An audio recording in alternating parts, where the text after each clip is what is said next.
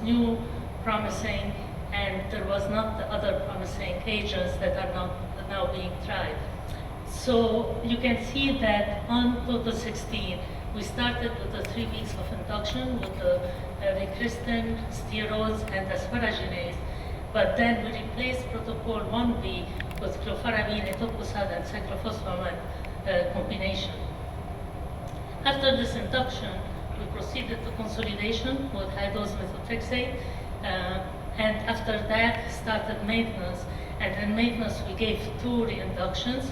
The first one was the same, clofaramine, etoposide, cyclophosphamide at the same dose, and the second one was high-dose Aracicaptizine. In retrospect, if you ask me, this looks like very intensive chemo, and probably I shouldn't have done that.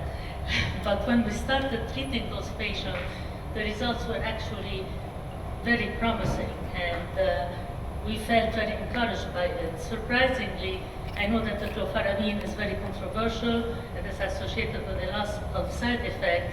The infants tolerated this regimen well. All 9, we only had 9, small number, but all 9 had MRD negative at the end of induction. Keep in mind this is a slightly longer induction of interferon, 9 weeks versus 5 weeks because of the clofaramine. All of them recovered their counts after the expected period and proceeded, and they even tolerated the secondary induction of clofaramine and continued treatment. What was interesting, and this is why we kept treating them, but then we realized that some of them started having toxicity after reinduction 2. So reinduction 2 is very harsh already because it has the high-dose RSC, and even with standard risk, we have some increased toxicity and infection with it. But the infant, many of them really crashed after that secondary induction or later during maintenance, and it was mostly with viruses. Of course, I will not name the reinduction 2, it was because of probably all the immunosuppression that clofaramine caused.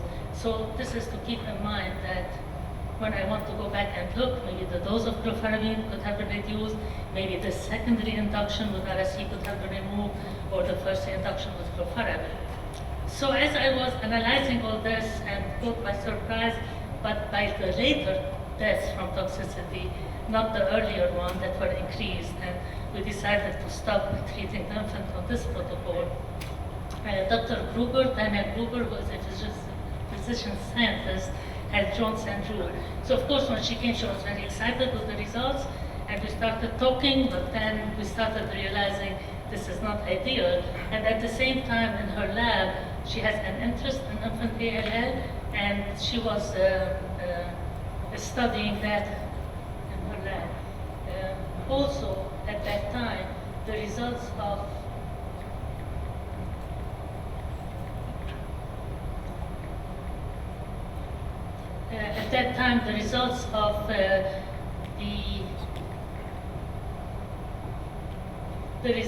the genetic assessment of the genome evaluation at St.Jude showed that the kids with MLL don't have a lot of other mutation, which means that probably this is the driving cause of leukemogenesis, and people became very interested in what's going on with MLL and to target MLL for therapy. And this is what Tanya did in her lab, and she studied several agents. And based on the findings in her lab, she opened a study called TINI.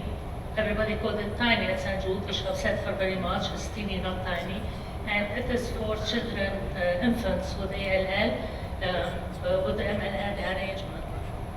It has 18 centers collaborating with her internationally, and it's accruing, and I will tell you what this study is. She called it TINI for a total study for infants, and the reason is it was inspired by total. So what she did is for the induction, she replaced the prednisone with the dexamethasone, and then she replaced the anthracycline with mitoxantrone based on the studies of the UK. She gave back as in the total 16, but then she replaced the vincristine with bortezomib, which in her lab have showed effect against infant ALL. She also gave vorinostat in combination with bortezomib. After that, she had 1B protocol, followed by consolidation with high-dose methotrexate at 5 milligrams per meter square, but it was targeted to make sure the levels are adjusted in those infants. And this was followed by 1 reinduction, and the reinduction was similar to induction with the bortezomib vorinostat combination. And there was no secondary induction, very smart, because she felt that most of the infants relapse early, and that if they do well, probably they are unlikely to relapse. And she hoped that the vorinostat or bortezomib will give very good results.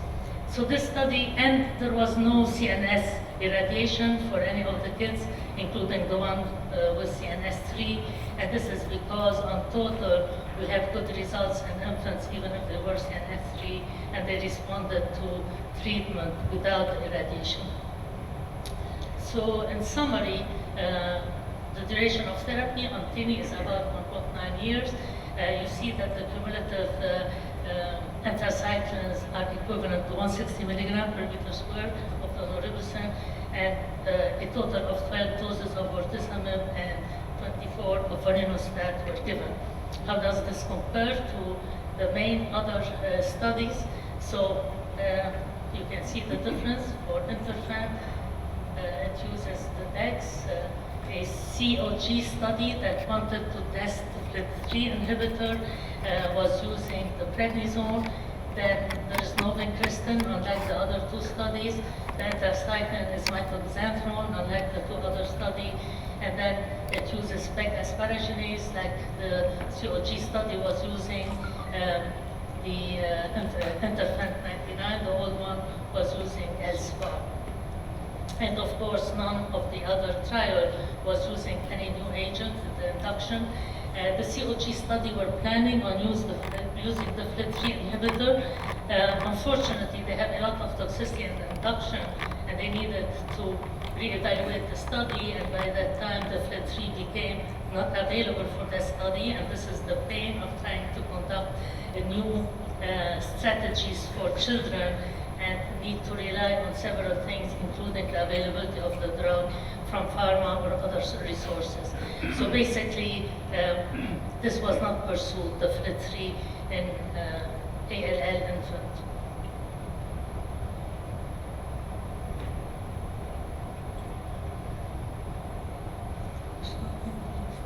So what the COG, so now what the COG are doing, they are getting together with the interferon group, and they want to study the safety and the feasibility of adding azacitidine and blinatumomab to the standard interferon regimen. So you can see how Tanya took the total, and then she added bortezomib, vorinostat. The study is ongoing. It looks good. The MRD results are very promising, and the toxicity is very low and acceptable. Now, in the COG and interferon, they will be testing another approach, which is the azacitidine and blinatumomab in combination with the interferon backbone. And then if this works, then they will take it to a larger randomized international study. So hopefully we'll have more exciting things coming along the way. I just want to show this from ASH this year. This is a retrospective study in infants with the MLR rearrangement in the UK that received blinatumomab. So you can see here that the median age was probably 0.5 years, and the range was between 0.2 and 2.9 at the time the children received the blinatumomab. They were mostly infants who had either persistent MRD or have relapsed with positive MRD after interferon. None of them have had a transplant, and the goal was to give them blinatumomab in order to bridge them to transplant. You can see the curves, so some of the infants did okay and survived. Others died or relapsed after the transplant. But the main take-home message from the study is blinatumomab can be given to infants and is safe. So this reinforced that hopefully it can be combined safely with a backbone of interferon, and hopefully it will be effective along with the azacitidine. There's another promising agent, which is the menin inhibitor, which is known to interfere with the MLL, with the MLL fusion proteins, and inhibiting the menin has been associated with a response in vitro and in vivo in this paper that was recently published. And you can see that this is the control, and the mice all die in blue, and then as you increase the dose, the responses improve, and some mice survived 1 year. This is in MLL, in both ALL and AML, not specifically to infant, but this is another agent that hopefully could show some promise. So the conclusion is that MLL, infant rearranged ALL, is characterized by an aggressive presentation and poor outcome. There's no benefit from consolidation with a myeloid type of chemotherapy, so more is not always better. Actually, even transplant has not proven to be effective in infants, and there was a large study that reviewed the effect of transplant and did not show that it offers any advantage. They do as bad, the high risk, whether they are transplanted or not. That was an old study reviewed internationally by several cooperative groups. However, on the latest interferon, O6, some high-risk patients benefited from transplant, like the high risk for transplanted has a survival of 40% compared to 20%, so this is a subgroup where it might benefit. One thing to keep in mind is that on interferon 06, several infants did not make it to transplant because they relapsed earlier. So again, transplant might have a role in a small subtype, and you have to be careful about the timing. As I mentioned, the raw number of mutations and the potential of acting epigenically on MLL and inhibiting it offers a lot of potential in future study with all the agents I mentioned, and maybe some that will come in the pipeline. And also we have to remember immunotherapy, both with blinatumomab, that I showed you some results, but also with CAR T-cell, and there has been some infants that have received CAR T-cell with good results. And this will end my presentation, and sorry about the mess and moving the slides.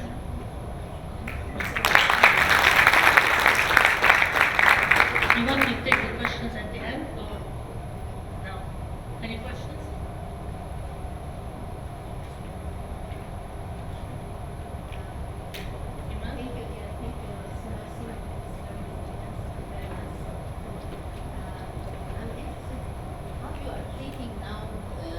Infants without MLL rearrangement.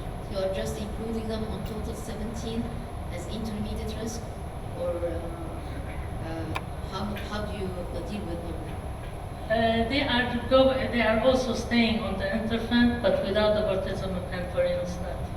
Okay, so like a regular treatment of them.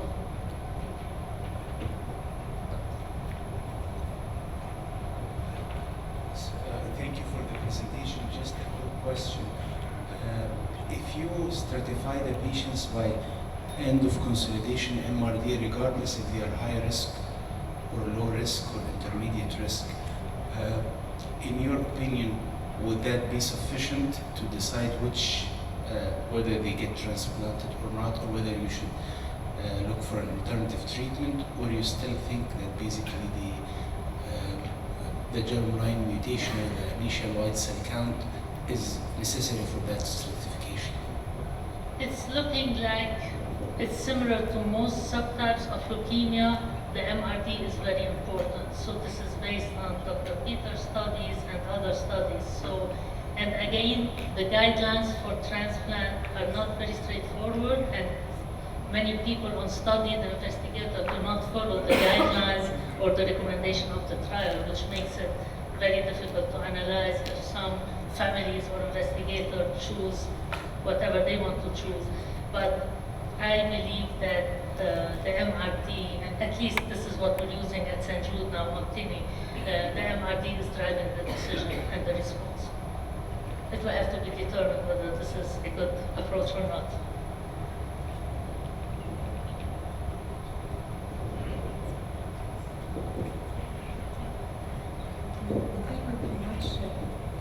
Thank you very much, Sima, for this comprehensive talk. And I would like